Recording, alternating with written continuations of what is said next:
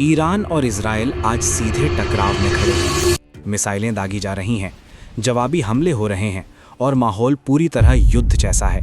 खबरें ये भी कह रही हैं कि अमेरिका और इजराइल के हमलों में ईरान के supreme leader ayatollah Ali Khamenei मारे गए। जवाब में ईरान ने इजराइल पर भारी मिसाइल हमला किया और अमेरिकी ठिकानों को भी निशाना बनाया गया। दुबई और दोहा के आसपास धमाकों की खबरें सामने आईं। लेकिन शॉकिंग सच सुनो, पहले ये दोनों बेस्ट फ्रेंड्स थे। हाँ, ईरान और इजराइल के बीच 2500 साल पुरानी दोस्ती थी। एक समय ऐसा भी था कि ईरान इजराइल को तेल बेचता था। तेहरान से तेल अवीव तक सीधी फ्लाइट चलती थी।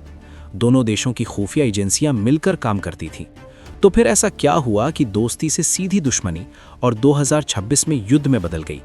चलिए पूरा इतिहास समझते हैं एक एक करके। जरा सोचिए, 2500 साल पहले का समय है। उस वक्त ईरान को पर्शिया कहा जाता था। वहां के एक महान राजा थे, साइरस द ग्रेट। जब बाबिलोनियों ने यहूदियों को पकड़कर निर्वासन में भेज दिया था, तब 539 ईसा पूर्व में साइरस ने बाबिलोन जीत लिया और यहूदियों को आज़ादी दे दी। उन्होंने कहा, वापस जाओ यरूशलेम, अपना मंदिर फिर से बनाओ। ये घटना यहूदी इतिहास में बहुत महत्वपूर्ण मानी जाती है। आज भी यहूदी त्योहार पुरिम में फारस का जिक्र होता है। ईरान के लोगों को कभी कभी रक्षक के रूप में याद किया जाता था। मतलब शुरुआत दोस्ती से हुई थी। पर्शिया और यहूदियों के बीच अच्छे संबंध थे। अब आते हैं आधुनिक इतिहास पर। 1948 में जब इजराइल बना, तब मुस्लिम दुनिया के कई देश इसके खिलाफ थे। लेकिन 1950 में ईरान ने इजराइल को मान्यता दे दी। तुर्की के बाद ईरान दूसरा मुस्लिम बहुल देश था जिसने इजराइल को स्वीकार किया। उस समय ईरान में शासन कर रहे थे शाह मोहम्मद रजा पहलवी। शाह पश्चिम समर्थक नेता थे, अमेरिका के करीबी सहयोगी, और इजराइल भी अमेरिका का सहयोगी था।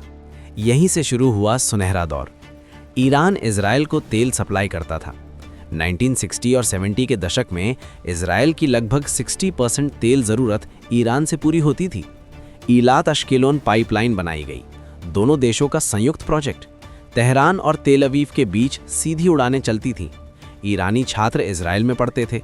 ईरानी यहूदी खुले तौर पर इजराइल आ जा सकते थे। सबसे दिलचस्प बात, इजराइल की खुफिया एजेंसी मोसाद और ईरान की गुप्त पुलिस सवाख मिलकर काम करती थी। दोनों देशों के बीच खुफिया जानकारी साझा होती थी। इस रणनीति को पेरिफेरी डॉक्ट्रिन कहा जाता था, क्योंकि दोनों गैर अरब देश थे और उनके आसपास मिस्र, सीरिया, इराक जैसे अरब देश थे जो उनके खिलाफ थे।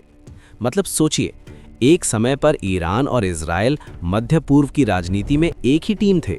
आया 1979 और सब कुछ बदल गया। ईरान में इस्लामिक क्रांति हुई, शाह को सत्ता से हटा दिया गया और सत्ता में आए आयतुल्ला रुहुल्लाह खोमेनी। नई सरकार ने इजराइल को मान्यता देना बंद कर दिया, इजरायली दूतावास बंद कर दिया गया और खुले तौर पर फिलिस्तीन का समर्थन घोषित कर दिया गया। इजराइल को लिटिल सैटन कहा गया, अमेरिका को ग्रेट सैटन। ईरान ने लेबनान में हिजबुल्लाह जैसे संगठनों को समर्थन देना शुरू किया। प्रॉक्सी युद्ध शुरू हो गए। दोस्ती आधिकारिक रूप से खत्म। अब दोनों देश एक दूसरे को अस्तित्व के लिए खतरा मानने लगे। 1979 ने 2500 साल के रिश्ते की दिशा पूरी तरह बदल दी। 1979 के बाद से 2026 की जंग तक छाया युद्ध चलता रहा। साइबर हमले जैसे स्टक्सनेट, परमाणु वैज्ञानिकों की हत्याएं, सीरिया में हवाई हमले, हिजबुल्लाह के रॉकेट।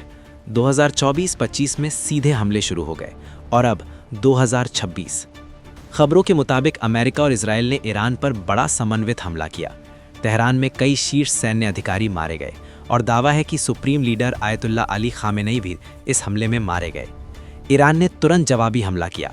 इजराइल पर मिसाइलों की बौछार, तेल अवीव और यरूशलेम के आसपास सायरन, लेबनान से हिजबुल्लाह की रॉकेट, खाड़ी में अमेरिकी ठिकानों पर हमले, दुबई और दोहा के पास धमाकों की खबरें। तेल की कीमतें तेजी से बढ़ीं और इसका असर भारत पर। अगर तेल 150 से $200 प्रति बैरल गया तो पेट्रोल 200 रुपये प्रति लीटर तक पहुंच सकता है। भारत जो 80% से ज़्यादा तेल आयात करता है, उस पर सीधा असर पड़ेगा। मतलब ईरान इजराइल युद्ध सिर्फ उनका मुद्दा नहीं, पूरी दुनिया की अर्थव्यवस्था का मुद्दा है। तो दोस्तों, 2500 साल पहले साइरस ने यहूदियों को आज़ादी दी। 1970 के दशक तक ईरान और इजराइल तेल साझेदार थे। फ्लाइट चलती थीं, खुफिया जानकारी साझा होती थी। फिर 1979 आया और सब कुछ उलट गया, दोस्ती से दुश्मनी। और आज 2026 में पूरा युद्ध। सवाल ये है, क्या कभी फिर से शांति संभव है या ये संघर्ष और बढ़ेगा?